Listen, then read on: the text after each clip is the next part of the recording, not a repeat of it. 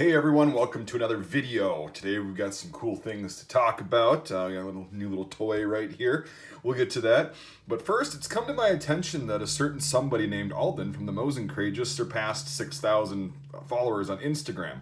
So I just can't have him show me up like that. So why don't you guys head over to Mike's Military US on Instagram and let's see if we can beat him in a little friendly feud of Instagram followers. So yeah, head over there. It's Mike's underscore militaria underscore US, and you'll see the logo for my online store. And I post some personal things of just everyday life and some business things, exclusive deals, whatnot. But yeah, I just kind of want to have a friendly competition because Alden, there can be only one. So anyway, yeah, head over there. And the next thing we're going to talk about is something that actually he kind of tipped me off to. So this looks like a TTC, which it pretty much is. But what's interesting is it's a very hard to find one until recently. And so we're going to be talking about something that's really, really good news in my opinion, if it's true. But for right now, we're just going to kind of do a brief introduction and overview to what exactly this is. So Alden tipped me off that our guns, an importer, had gotten these, and so that's where I got this one. Now, you'll see that it is a Chinese Type 54 Tokarev pistol, right? And these, up until now, have been almost impossible to find, like the military ones like this that were in 7.62 by 25, because they just weren't imported in large numbers, if at all. I think there were some in the 80s or whatever. I could be wrong about that, so I don't want to talk about something I don't really know about. But I think there was a small batch that were kind of like in this condition that were imported a long time ago. Other than that, they're all the 9mm versions, the civilian export models. So the ones that were military were either Vietnam bringbacks or brought back from some other place, because this was actually, I'm pretty sure this, and I know of the Soviet TT-33, but this was probably the number one Tokarev platform pistol that was given to the North Vietnamese army and the Viet Cong as aid from China during the Vietnam War. So they were actually a pretty common bringback because pistols are, easy to bring home, or, I don't know if you could mail them home at that point, but yeah, you could fill out the paperwork, have your CO sign off on it as a war trophy, and bam. So you'll see a lot of these, and they're bringing, $800-900, and one in this good a condition would bring almost $2,000. So, but even the regular ones like this were bringing $600 to $700 up until recently. Now, why do I have this in my possession right now? It's CNR eligible, by the way, and we'll go over something that's pretty funny about that. But so why do I have this? Well, rumor has it through several unrelated yet what I would consider reliable sources is that something happened in the government where something got signed off or restrictions got lifted on importation of firearms from China. So if you didn't know, in the 90s, firearms importation from China was restricted because of some shady shit that went down. And I think now they came to an agreement or whatever, so they're allowing some weapons to be imported from China, such as these.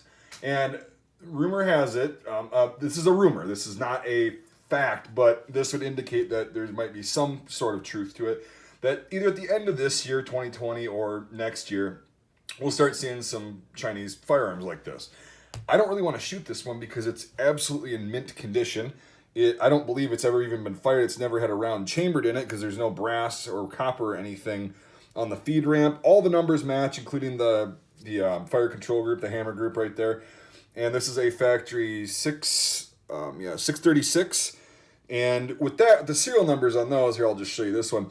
So what I was led to understand is there are 7-digit serial numbers and 8-digit serial numbers on the Type 54s. This happens to be an 8-digit serial number. If you have a 7-digit serial number, the first digit added on to 54, because that's when they started their serial numbers, is the year of manufacture. So say you have a 7-digit serial number and your first digit is 3. That would indicate that it was either made in 1956 or 1957, depending on exactly what month or whatever. But it can get you narrowed down to within a year or two. So according to that, if you add 30 to 54, because this is an 8-digit serial number, you would get 1983 or 1984. So yeah, this pistol was made in the 80s, and I'm pretty sure it was just tucked away in a military arsenal and never used or even much less test fired because there's no markings or anything. The only thing is, like, from storage, there's a little scuff.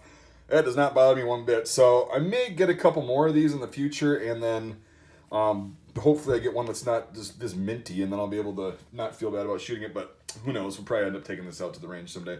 Now, the one thing that does, it's a good thing and it's a bad thing, is this Glock style safety, because, you know, all pistols that are imported into the United States have to have safeties on them. The original TT33/TTC does not feature a safety, so they did this. Now, usually what you're going to find even on the M57 Yugoslavian ones is you're going to have a huge hole bored out right there, and you're going to have a frame-mounted safety that disengages the sear, all that stuff.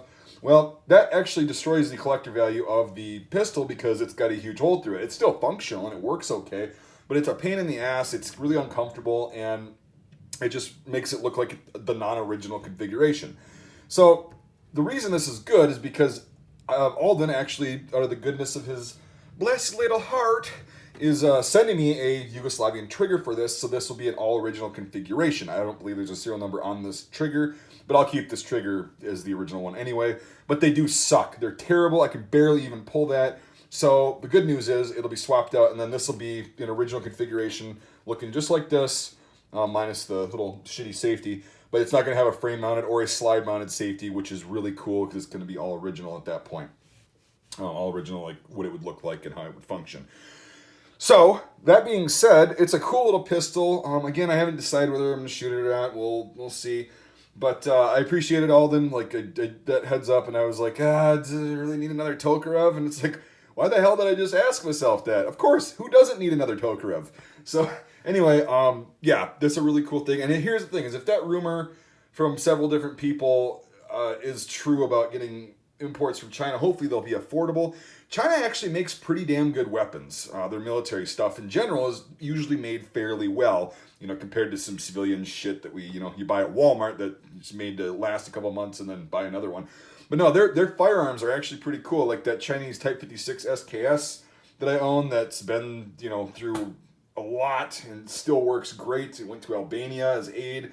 The Chinese Type 53 Mosin Nagants that I've had, or that I do have, are all some of the best Mosin shooters I've ever fired. I don't know why, but they're fantastic.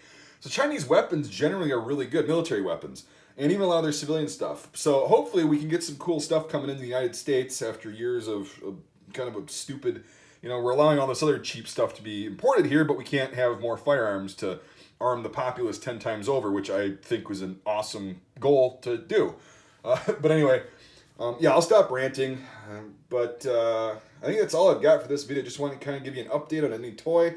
I'll be doing a couple more new toy videos here pretty soon, and then maybe we'll get some shooting videos finally after a while. So thanks for watching. If you got any questions on this, let me know. It's pretty straightforward. They're awesome Tokarevs. They're great pistols. Maybe I'll do a more in detailed video on like field stripping it and show you the condition of the whole piece sometime before I shoot it. Probably when I replace the trigger. That's what I'll do. Yeah, I'll make a video on that and we'll replace the trigger so it's all original configuration. All right. So thank you for watching. I do appreciate it. I already said that. I've been told millions of times that I keep saying that. So I'll just say it one more time at the very end. If you like my work and you like the channel, you want to support my work and what I do and all that stuff and help, fund cool things like this to go make videos on historic educational videos. The best way to do that, the most convenient way for me, is through Patreon. The link to that is in the description. It's $1 a month, $5 a month or more. It gets you into the Discord server, which is pretty fun. I do a lot of cool things on there. A lot of cool information is exchanged too, like a lot of things that I didn't even know, but whatever. So I think it's fun. And anyway, yeah, so that really helps out afford helmet ballistic tests and shooting videos that I know I've neglected to make, but pretty soon we're going to get out there and rock out a shitload of shooting videos in a short amount of time, so I'll have enough to kind of eke out this fall and then hopefully keep up with the shooting videos. But ammunition costs money, etc., etc. So Patreon really helps with that. Crowdfunding is amazing. I can only afford so much content out of pocket. So that helps. If you can't support the channel financially, I totally understand. It's not a problem. You're supporting it by watching. I like making videos that people like to watch. So thank you for watching, everybody. Promise it's the last time I'm going to say that, and we'll see you on the next video.